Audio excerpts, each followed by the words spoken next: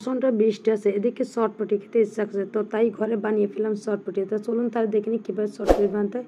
তো ভিডিও ভালো লাগলে অবশ্যই সাবস্ক্রাইব করবেন। তো এখানে একটা মিক্সিং বল নিয়েছি, আর এখানে আমি ময়দা নিয়েছি, পরিমাণ মতো লবণ দিচ্ছি। আর এখন লবণটা মিশিয়ে আমি একটু তেলটা অ্যাড করে দেবো। তো তেলটা একটু ভালো করে এটা মিশিয়ে নিব। তো এভাবে ডোটা বানিয়ে যদি এটা থাকে তাহলে বুঝবেন তেলটা দেওয়া কমপ্লিট হয়েছে, পুরোপুরি তেলটা দেওয়া পারফেক্ট হয়েছে। এখন আমি কুসুম গরম পানিতে একটা ডো বানিয়ে নেব। তো পানিটা কিন্তু ঠান্ডা হলে হবে না, পানিটা একেবারে কুসুম গরম হতেই হবে। তো এখন উপর দিয়ে আমি একটু তেল দিয়ে এটা মাখিয়ে রাখবো 15 থেকে 20 মিনিটের জন্য।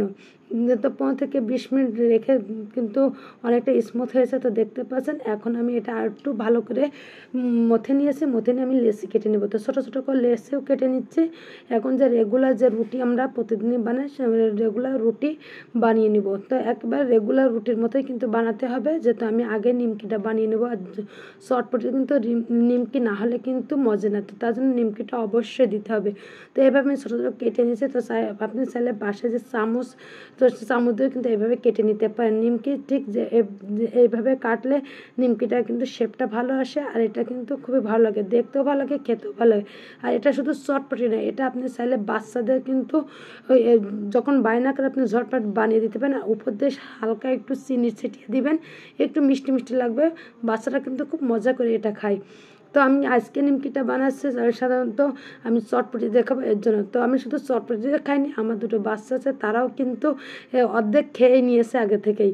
তো আমি একটা ভাজি করে নিচ্ছি। তো আমার একটা ভাজি করা হয়ে গিয়েছে, এইভাবে এরকম কালার আসলেই কিন্তু এটা উঠিয়ে রাখতে হবে।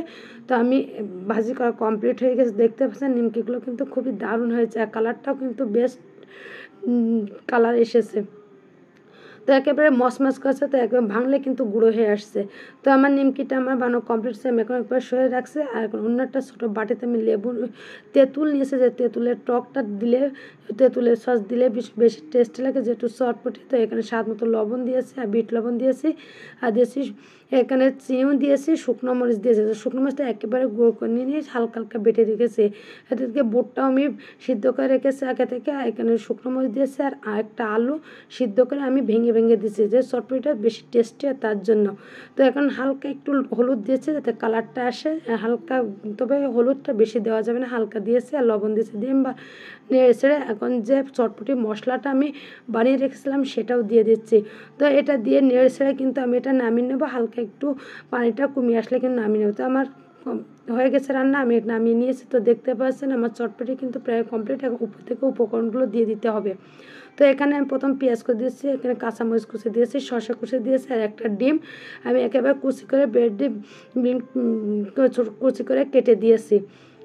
তো চাইলে আপনি একটা ডিম দিতে পারেন, ডিমটা দিলে বেশি টেস্টি হয়। আর তেঁতুলের যে টকটা আমি বানিয়েছিলাম সেটাও দিয়ে দিচ্ছি, দিয়ে আমি মেখে নিচ্ছি। উপর থেকে যে ডিমটা বাকি ছিল আমি সেটাও দিয়ে দিব।